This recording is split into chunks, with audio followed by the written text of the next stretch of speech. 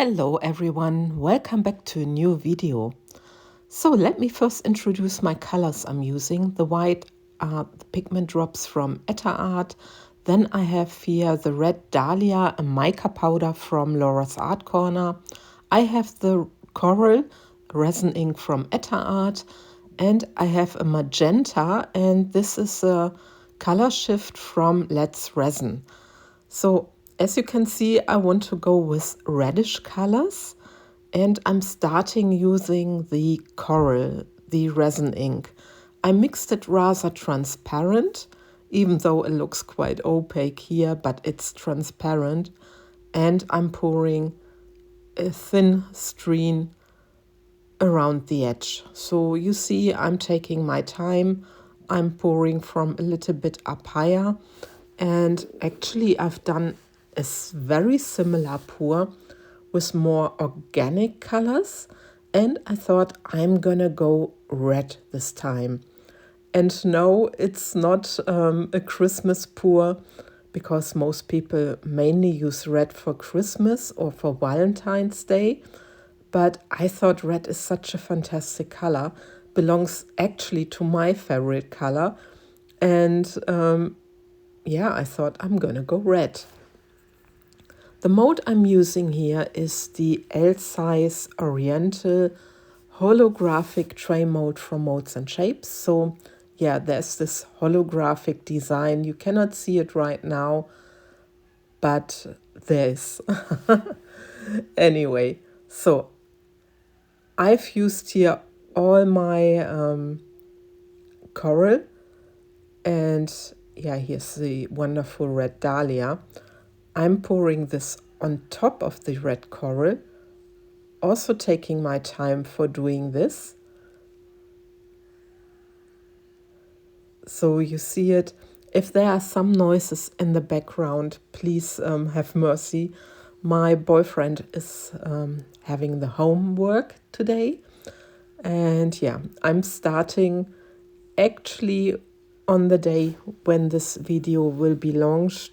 Then, you know, when the video is on YouTube, I have my first working day for my new company behind me.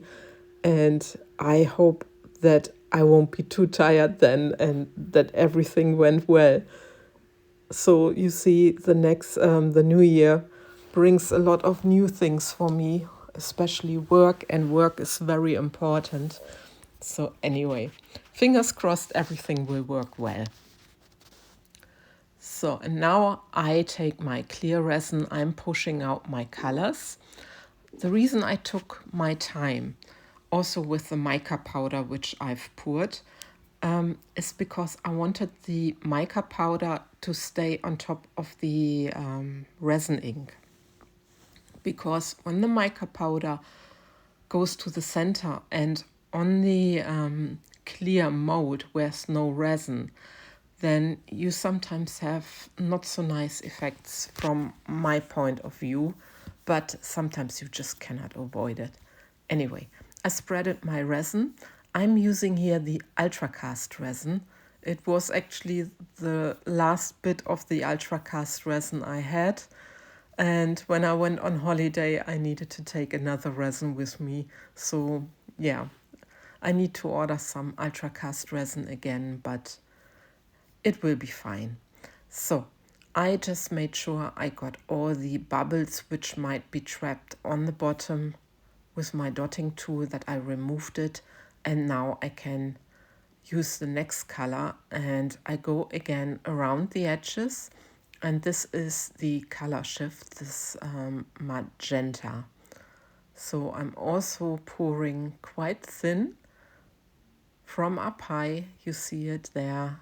And I just make sure that I pour rather accurate. It's not always possible, and you see it also that it's not 100% accurate with me, but this is handmade, and yeah, with handmade things you cannot be 100%.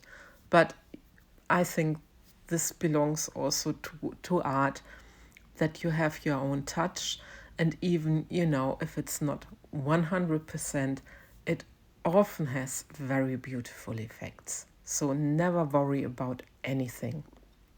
Now I'm taking my white and I'm doing exactly the same thing. I'm pouring now again on top of my Colorshift color with my white, and also here I'm taking my time. I didn't really speed up this video because I wanted to show you that you can really just take your time and enjoy pouring, because I still love, after 5.5 years, I still love pouring with resin. It's so joyful and it calms me really down, and it helps me also when I'm nervous about things or whatsoever, or if not so nice things happens, and then resin helps me very, very much, because you need to concentrate, you need to focus, you need to write down what you want to do, and I think this is amazing. So you see, I'm altering colors, just what I still have left, and I also make sure I use enough of my white. This time I didn't mix my white too opaque, because I didn't want to have too much white to be seen for this pour. I want more of the color blending, but the white of course helps a lot, that the resin is moving, that it's really pulling to the center. And again, I think that was the Red Dahlia, and again the white. So yeah, I'm quite busy until I have all the colors in my tray, in my tray mold. But you can already see the resin is slowly moving. It takes a little bit, because that day it was also not too warm when I poured. It was still before my holiday. I went to holiday in the Provence, and now while I'm doing my voiceover, I'm already back home. So we had some nice days spending over the New Year in the Provence in France. It was freezing cold, but we had wonderful sunshine. Anyway, at the end of the video, I will put some pictures so you can see a little bit of the Provence and what we've visited, and I hope you will enjoy. So this is now the time lapse, and you see I also had to help it a little bit with my heat gun. I couldn't film the complete time lapse because my phone just said enough. My memory was full, and anyway. So this the next day I candy mold. It was still soft, so I could make a bowl, and look at this. Look at the effects. It didn't close completely to the center, but almost. And I was thinking putting something in the center, but then I thought, no, I just leave it like it is because I like it. But look at this web effect. It's amazing. And you will see it later better when I show you the end product. And now you see my struggle with the bowl. I think it's important to show you this as well, because, I guess these are the struggles we all have. You see, it's bendable, but sometimes it takes a while till you really get your tray sorted to be wanting to be a bowl. Anyway, it is there. And before I'm showing you the end result, I just love and leave you.